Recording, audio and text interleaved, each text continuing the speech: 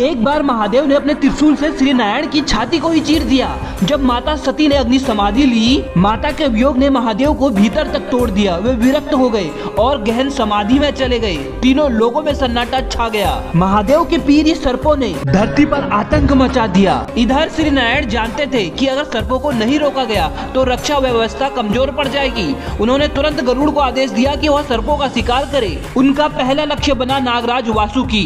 आकाश में गरुड़ के पंखों की गर्जना, पृथ्वी पर वासुकी की फुफकार। एक भयंकर युद्ध छिड़ गया। अंततः वासुकी पराजित होने लगे। भय और वेदना से उन्होंने एक ही नाम पुकारा, महादेव।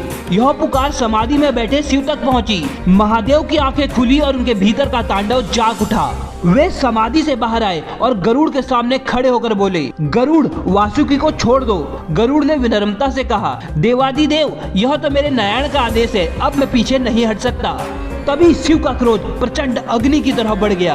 जैसे ही वह गरुड़ का वध करने वाले थे, तभी आकाश में दिव्य प्रकाश छाया। स्वयं श्री नारायण प्रकट हुए और बोले, हे महादेव, आप गरुड़ का वध नहीं कर सकते। उसे अमरता का वरदान खुद मैंने दिया है। किंतु इस समय शिव क्रोध रूप में थे। नारायण और महादेव के बीच महासंघर्ष आरंभ हो गया, जिसे देखकर तीनों लोग कांप उठे। आकाश में शंख की ध्वनि, पृथ्वी पर डमरू का निनाद।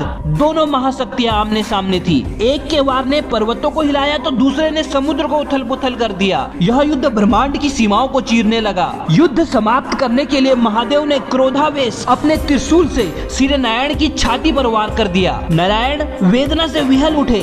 महादेव उसी क्षण जैसे स्थिर हो गए, जैसे भीतर से टूटा हुआ स्वर उठा।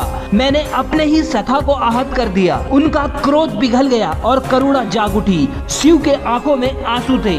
शिव आगे बढ़े और नारायण के घाव को सहलाने लगे। नारायण ने भी मुस्कुराते हुए महादेव के घावों को अपने दिव्य स्पर्श से ठीक किया और बोले, हे शिव, यह सब मेरी ही लीला थी।